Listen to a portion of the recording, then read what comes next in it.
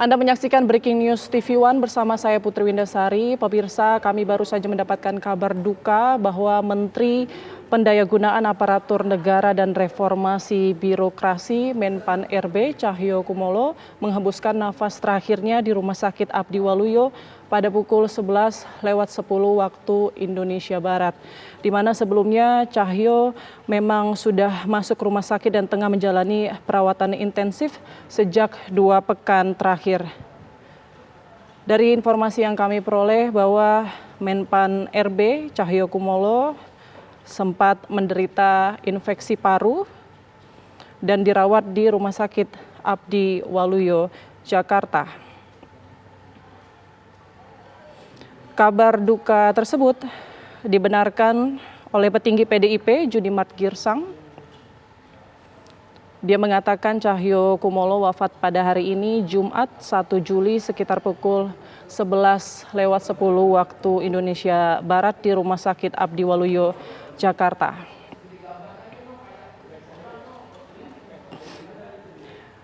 Sudah bergabung dengan politisi PDIP Andreas Parera. Selamat siang, Pak Andreas. Selamat siang, Mbak Putri. Ya, Pak Andreas, kita mau mengkonfirmasi kembali apakah kabar duka dari Menpan RB Pak Cahyokumolo wafat benar?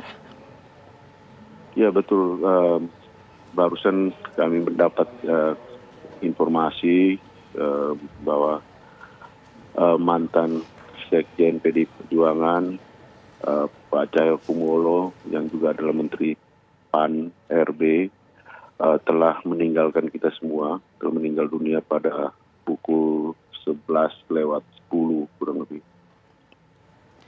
Ini berita yang baru kami peroleh juga. Baik, beberapa hari yang lalu sepertinya kita mendapat kabar bahwa kondisi Pak Cahyo ini sudah mulai membaik. Lalu apa yang menjadi pemicu pada akhirnya kondisinya mungkin kritis dan menghembuskan nafas terakhirnya, Pak? Ya memang Mas Cahyo ini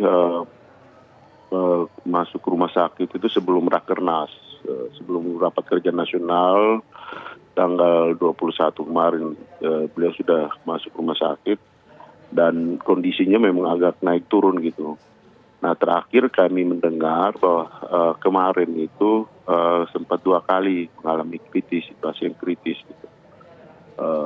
Agak naik turun dan ya pagi ini kita mendengar bahwa beliau meninggal dunia. Baik, almarhum Cahyokumolo ini wafat pada pukul berapa, Pak? Informasi yang kami peroleh jam 11.10 tadi. Baik, akibat infeksi paru benar ya, Pak? Iya, itu menurut informasi yang kami dengar dari teman-teman yang sempat bisa langsung mengunjungi beliau di sana. Baik, pada saat itu, pada saat Rakernas, apakah memang sudah terlihat kondisi dari almarhum ini sudah kurang membaik begitu? Pada waktu Rakernas beliau tidak hadir pada waktu itu, karena beliau sudah sakit itu. Sehingga setelah Rakernas sempat Bapak Presiden Pak Jokowi sempat mengunjungi beliau di Abdi Waluyo. Baik, terakhir ketemu dengan Pak Cahyo kapan, Pak Andreas? Sudah cukup lama juga sih, sudah tidak ketemu fisik, tapi kontak secara melalui WhatsApp, melalui telepon itu kurang lebih sebulan yang lalu masih ada kontak dengan beliau. Baik, tapi memang riwayat penyakit infeksi paru ini apakah memang sudah lama diderita atau bagaimana, Pak? Persisnya saya sendiri tidak tahu, tapi ya beliau ini selama ini kan selalu tampil dengan penampilan yang meyakinkan, bahwa ya memberikan kesan bahwa beliau sehat, bahwa kemudian beliau tiba-tiba drop dan sakit dan masuk rumah sakit. Ini buat kami juga mengejutkan gitu. Karena Pak Cahyo selama ini tidak pernah terdengar bahwa beliau sakit yang serius gitu. Baik. Saat ini jenazah masih berada di Rumah Sakit Abdi Waluyo ya, Pak ya? Betul. Baik. Karena baru sejam yang lalu, kurang dari sejam yang lalu belum meninggal dunia. Sudah dirawat di rumah sakit sudah berapa lama, Pak? Sebelum rakernas itu, jadi ya mungkin kurang lebih 2 minggu terakhir ini Dua beliau pekan terakhir ya. iya. Baik, rencananya almarhum akan dibawa ke rumah duka di mana Pak? Boleh diinfokan? Nanti kami cari informasi dulu, nanti setelah itu kita akan memberikan kabar pada teman-teman wartawan, kepada publik, di mana beliau akan disemayamkan dan kemudian dimakamkan. Baik, Pak Andreas, mungkin kesan ataupun mungkin bisa digambarkan sosok Pak Cahyokumolo ini seperti apa yang dikenal oleh teman-teman di PDIP mungkin atau rekan-rekannya? Ya, Pak Cahyo secara pribadi maupun sebagai teman di dalam organisasi, saya mengenal beliau cukup dekat karena ya 5 tahun kami bersama-sama di DPP. Dan beliau adalah seorang pekerja keras, beliau adalah seorang yang sabar dan bisa mengorganisir, membantu Ketua Umum Ibu Megawati Soekarno Putri di dalam mengorganisir partai, dan kemudian juga beliau bisa mengakomodir teman-teman di DPP ketika itu dan melakukan pembagian tugas di dalam kerja, sehingga ya terus terang kami merasa kehilangan betul seorang figur Pak Cahyo sebagai kader partai maupun sebagai tokoh politik ya di Republik ini. Gitu. Baik, apa yang paling melekat ini sebagai rekan seperjuangan di partai politik? Beliau selalu mempunyai waktu untuk ya mengajak kami untuk berdiskusi. Di tengah segala kesibukannya, beliau selalu mempunyai waktu, baik ketika beliau sebagai sekjen maupun ketika beliau sudah menjabat sebagai Menteri Dalam Negeri, juga Menteri PAN RB. Memang akhir-akhir ini beliau agak jarang, tidak terlalu sering berkomunikasi, mungkin karena kesibukan atau mungkin karena beliau dengan situasi kesehatan yang kurang baik lagi gitu, sehingga memang agak jarang. Tapi selama sebagai seorang politisi maupun sebagai seorang pejabat negara, beliau selalu mempunyai waktu untuk berkomunikasi, dan itu selalu dilakukan pada malam hari, sehingga kita punya waktu untuk berdialog dengan beliau secara baik secara langsung maupun melalui media komunikasi, sehingga Pak Cahyo selalu dekat dengan teman-temannya, dekat dengan siapa saja, masyarakat termasuk yang kami dengar, yang kami tahu juga bahwa respon-respon publik itu sangat baik terhadap Pak Cahyo. Baik, selama menjabat sebagai Sekjen PDIP, mungkin hal ataupun momen-momen yang paling berkesan dari Cahyokumolo bisa diceritakan, Pak?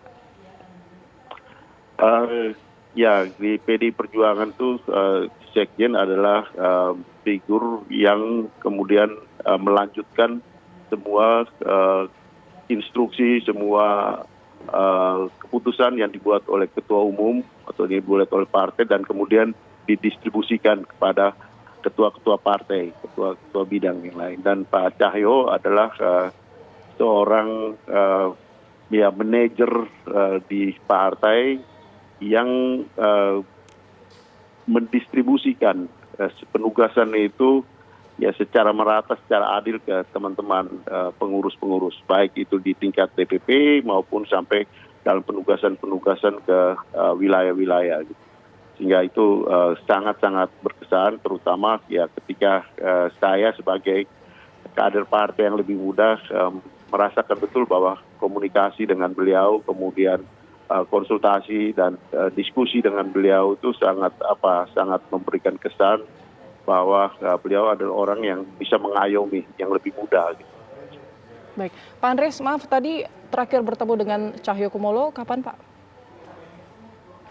Ketemu secara fisik udah cukup lama juga, 3-4 bulan yang lalu. Tapi ke komunikasi melalui media, melalui WhatsApp itu terakhir sebulan yang lalu. Sebulan yang lalu. Tapi ada sempat mendapat kabar mungkin dari pihak keluarga bahwa sebelum-sebelumnya Pak Cahyokumolo ini memang sering keluar masuk rumah sakit untuk perawatan terkait penyakit infeksi parunya. Pernah ada informasi atau kabar dari pihak keluarga seperti itu atau enggak? Kalau itu saya tidak dengar gitu. Tapi saya tahu bahwa Pak Cahyo cukup rajin untuk melakukan check up. Tapi juga Pak Cahyo adalah ya menurut saya yang saya tahu Pak Cahyo kurang disiplin dalam hal menjaga makanan gitu.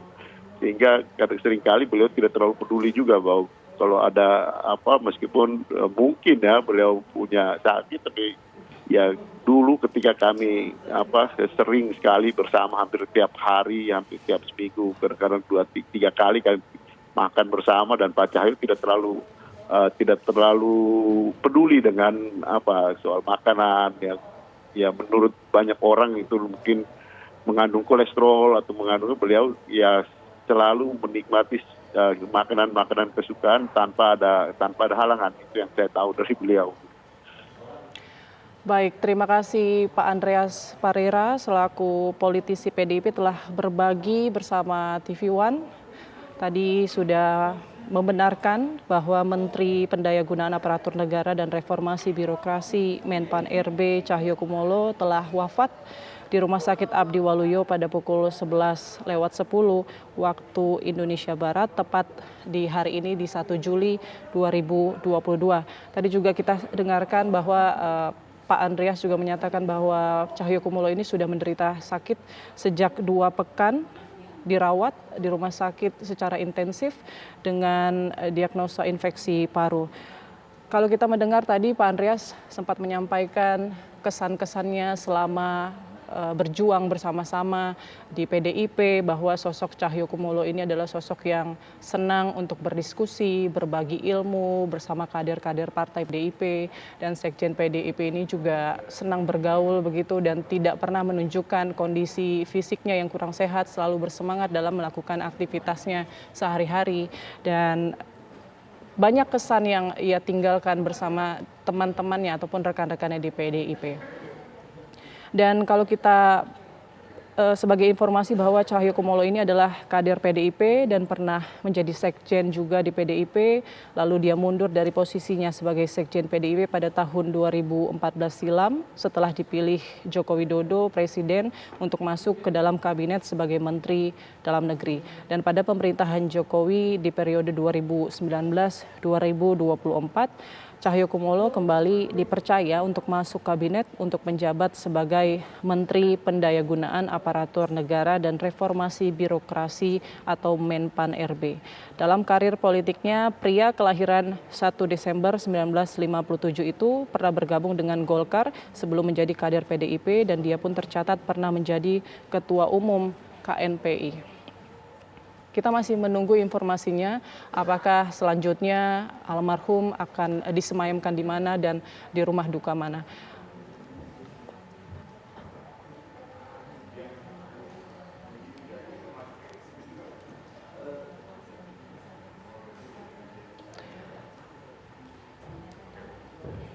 Menteri Pendayagunaan Aparatur Negara dan Reformasi Birokrasi Menpan RB almarhum Cahyokumolo ini sempat dirawat selama 2 pekan kurang lebih di Rumah Sakit Abdi Waluyo, dan hari ini di 1 Juli 2022 ia menghembuskan nafas terakhir dari pukul 11.10 waktu Indonesia Barat. Dan memang selama 2 pekan terakhir, informasi yang kita dapat tadi dari Andreas selaku politisi PDIP bahwa kondisi kesehatan dari almarhum ini memang naik turun begitu, sempat membaik, kemudian terakhir kondisinya kritis dan akhirnya menghembuskan nafas terakhirnya hari ini di Rumah Sakit Abdi Waluyo.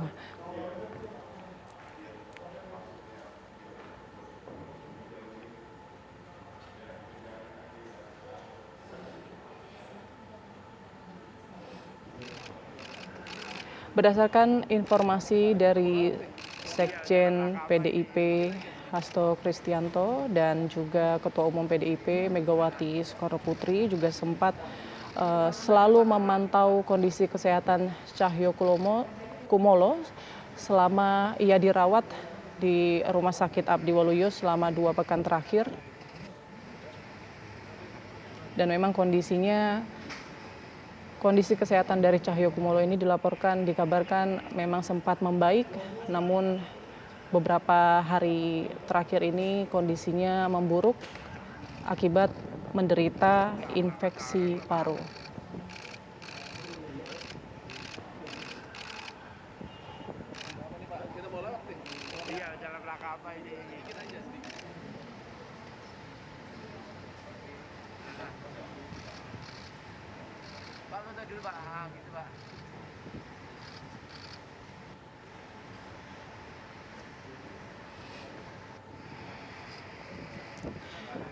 Putri dari Menteri Pendayagunaan Aparatur Negara dan Reformasi Birokrasi Menpan RB Cahyokumolo, Rahajeng Widiaswari, mengatakan bahwa kondisi ayahnya sudah sempat membaik. Ia juga menyebut kondisi ayahnya juga sudah mulai stabil itu pada tanggal 26 Juni 2022. Putri dari Menpan RB ini juga sempat meminta doa agar ayahnya segera diberikan kesembuhan. Dan almarhum ini sedang sakit dan sempat dirawat selama 2 pekan di Rumah Sakit Abdi Waluyo. Menurut Sekretaris Kemenpan RB, Rini Widiantini, tugas Cahyokumolo sebagai Menpan RB akan digantikan sementara oleh Mahfud MD.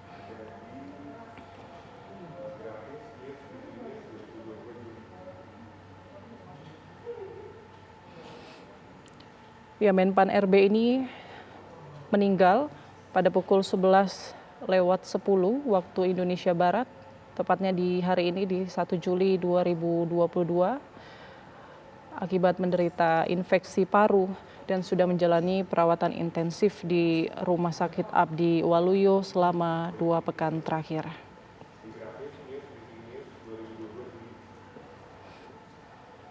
Cahyokumolo dipilih oleh Megawati Soekarno Putri sebagai Sekretaris Jenderal DPP Partai Demokrasi Indonesia Perjuangan periode 2010-2016.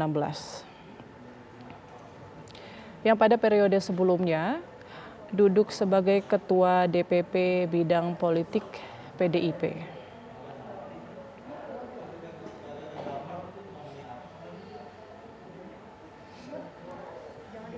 Cahyokumolo juga sebelumnya pernah tercatat sebagai Ketua Umum KNPI dan anggota Partai Golongan Karya. Cahyokumolo meninggal dunia di Jakarta pada 1 Juli 2022 setelah dirawat di Rumah Sakit Abdi Waluyo selama 2 pekan terakhir akibat menderita infeksi paru. Cahyokumolo lahir di Surakarta, Jawa Tengah 1 Desember 1957. Saat ini berusia 62 tahun, adalah seorang politikus Indonesia yang saat ini menjabat sebagai Menteri Pendayagunaan Aparatur Negara dan Reformasi Birokrasi Indonesia. Kita juga sudah terhubung dengan politisi PDIP, Deddy Sitorus. Selamat siang, Pak Deddy. Selamat siang, Mbak Putri. Iya, Pak Deddy, kami mendapat kabar dan kami turut berduka cita atas meninggalnya Menpan RB dan juga kader PDIP Cahyokumolo. Kami turut berduka dan mendapatkan kabar tadi pukul 11:10 maksud kami meninggal di Rumah Sakit Abdi Waluyo. Pak Deddy, kami mau bertanya, selama mengenal almarhum, seperti apa kesan yang mungkin didapat dari seorang Cahyokumolo? Yang pertama-tama tentu kita melihat rekam jejak beliau ya. Beliau sejak muda itu aktif ya sebagai seorang mahasiswa, sebagai seorang aktivis, hingga akhirnya menjadi Ketua Umum KNPI. Lalu di zaman Orde Baru beliau sempat menjadi anggota DPR RI sebanyak 2 periode, lalu seterusnya ke PDI Perjuangan sejak 99, hingga kemudian beliau ditunjuk menjadi menteri selama 2 kali, ya, sebagai Menteri Dalam Negeri dan sebagai Menpan RB. Dan sosok beliau terus terang adalah sosok yang selalu menjadi inspirasi bagi kita kader-kader PDI Perjuangan, karena beliau orang yang sangat humble, ya. Humble dalam arti dia tidak seperti politikus kebanyakan yang suka lain di bibir, lain di hati. Beliau apa adanya, orangnya lemah lembut dalam tutur kata, selalu memberi kesempatan kepada kader-kader muda untuk selalu selalu bisa mengembangkan diri, mendapat kesempatan. Beliau juga selalu mengayomi kader-kader yang lebih senior dari kami, gitu ya. Selalu beliau menjadi tempat curhat lah, kebanyakan orang bertukar pikiran, ya, meminta pendapat, masukan. Dan dia itu selalu berkenan meladenin siapapun, kader atau orang lain, bahkan hingga larut malam begitu. Jadi memang dedikasi beliau terhadap partai, terhadap negara, ya, sebagai pribadi itu sangat berkesan dan dirasakan semua orang. Saya kira kenapa di PDI Perjuangan juga banyak muncul kader-kader muda, itu salah satunya juga karena tangan beliau, gitu ya, tangan dinginnya gitu. Jadi beliau bukan orang yang selalu ingin menonjolkan diri, tetapi selalu ingin melayani. Itu karakter beliau yang sangat kita kenang, gitu ya. Dan sebagai sekjen juga beliau adalah sekjen ketika masa oposisi begitu. Dan kita melihat bagaimana beliau sebagai sekjen dan sebagai DPR di masa oposisi tetap mampu memelihara hubungan dengan semua kekuatan politik, ya, menjadi tempat komunikasi simpul yang juga bisa berinteraksi dengan baik, melayani Ibu Ketua Umum, melayani partai, melayani kader-kader di bawah, tidak hanya yang di pusat tapi di seluruh Indonesia gitu. Jadi memang waktu beliau itu dihabiskan lebih banyak untuk partai daripada untuk yang lain. Dan ketika beliau dikasih kepercayaan menjadi menteri, totalitasnya juga luar biasa. Jadi sebenarnya memang tidak hanya kami sebagai kader, sebagai partai yang kehilangan, tapi juga saya kira banyak di luar PDI Perjuangan, bahkan masyarakat kita juga banyak yang merasa kehilangan. Dan yang terakhir ini misalnya beliau tuh sangat peduli dengan persoalan terkait tenaga honorer, dan itu sangat membebani beliau. Saya tahu, gitu ya, kita semua tahu betapa peliknya menyelesaikan persoalan itu karena melibatkan banyak sekali rakyat Indonesia. Itu benar-benar sangat menjadi beban pikiran beliau juga gitu. Jadi kami merasa sangat kehilangan sebenarnya, Mbak, ya, seorang senior yang rendah hati, tempat belajar, ya, yang selalu bisa memediasi konflik atau perbedaan kepentingan, ya. Jadi di PDI Perjuangan mulai melakukan psikotes terhadap pengurus partai, terhadap calon anggota legislatif, calon kepala daerah, itu di masa kepemimpinan beliau itu, ya. Jadi tidak sembarangan, harus melalui psikotes.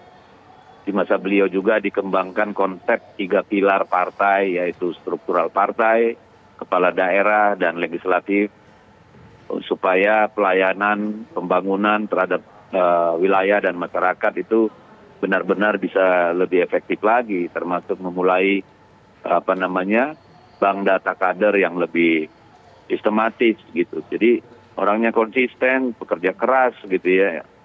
Ya, kalau ketemu beliau tuh selalu seperti ketemu abang, ketemu orang tua, kira-kira gitulah, Mbak. Baik, seperti kakak sendiri, seperti abang sendiri begitu ya Pak Dedi ya. Lalu kapan terakhir bertemu dengan ataupun berkomunikasi dengan almarhum? Ya, terakhir itu sewaktu Lebaran kemarin sih, Mbak. Ya, kalau ketemu memang kita sudah relatif jarang karena intensitas pekerjaan juga gitu ya. Dan kita sangat sedih sekali sebenarnya karena beliau ini dari dulu punya penyakit yang cukup lama ya, asam urat gitu. Terus seringkali beliau tidak bisa berjalan, tapi kalau udah urusan partai, urusan negara gitu, pasti selalu memaksakan diri kalau perlu pakai tongkat gitu. Jadi memang terakhir sejak beliau menjadi Menpan RB itu kita relatif jarang bertemu langsung ya, karena apalagi karena pandemi ya. Jadi Ya. memang ya terasa kehilangan sekali Mbak, karena cuma sempat berkomunikasi dan bertemu ketika Lebaran kemarin aja. Baik, Pak Dedi, ini tahu kabar meninggalnya almarhum ini dari siapa, Pak? Ya dari partai, dari internal partai. Nah, dan sekarang beliau akan disemayamkan di rumah dinas di Widya Chandra karena keluarga belum memutuskan apakah akan dimakamkan di Jakarta atau di tempat kelahiran beliau di Jawa Tengah gitu Mbak. Kita masih menunggu. Dan kita juga masih menunggu Pak Sekjen datang dari Jogja, mungkin siang atau sore ini. Kebetulan ada tugas juga di Jogja, supaya kita bisa nanti bersama-sama untuk melayat gitu Mbak. Baik, tadi Pak Dedi sempat bercerita bahwa almarhum ini kadang-kadang suka memaksakan diri dengan menggunakan tongkat, tetap menghadiri kegiatan-kegiatan partai, begitu ya. Lalu apakah memang sudah mendengar ataupun sudah mengetahui bahwa almarhum menderita sakit ini sudah lama atau seperti apa? Sebenarnya yang saya tahu Mbak ya, jadi penyakit yang beliau derita itu adalah semacam abses yang ada di kebenjolan yang ada di pencernaan ya. Jadi karena beliau itu kan karena begitu sibuknya, begitu banyaknya tanggung jawab, jadi beliau tidak memeriksa secara rutin gitu ya, dan akhirnya abses itu pecah gitu yang menyebabkan hembusan ke paru-paru dan ke ginjal, dan itu yang kami dengar Mbak. Jadi ini di luar pengetahuan kami gitu. Jadi bukan sesuatu yang lama diderita, karena yang kami tahu beliau hanya asam uratnya saja yang sering membuat beliau susah atau merasa sakit kalau bergerak gitu Mbak.